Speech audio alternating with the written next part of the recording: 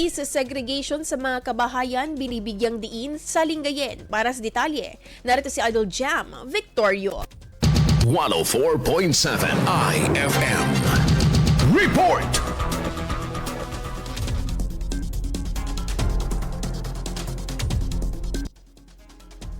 Patuloy na tinatalakay sa bawat barangay sa Lingayen ang kahalagahan ng waste segregation o tamang paghihiwalay ng basura sa mga kabahayan. Sa mga sinasagawang barangay assembly, umiikot ang Municipal Environment and Natural Resources Office upang paigtingin ang kamalayan ng publiko hinggil sa tamang pangangasiwa ng basura para sa mas malinis na kapaligiran. Tinalakay sa pagpupulong ang tamang klasifikasyon ng basura mula sa biodegradable, non-biodegradable, recyclable at special waste at kung paano nito mababawasan ang basurang dinadala sa sanitary landfill sa ibang bayan. Ayon sa Menro, nanatiling hamon ang sabay-sabay na pagdagsa ng hindi na-segregate na basura sa Material Recovery Facility, lalo na tuwing pansamantala isinasara ang sanitary landfill sa Urdaneta City. Bunsod nito, muling hinikayat ng lokal na pamahalaan ang mga residente na aktibong makiisa sa waste segregation upang mapanatili ang kalinisan at kaayusan ng bayan. Kasama mo mula dito sa IFM Diguban, ito si Idol Jam Victorio, Tatak IFM.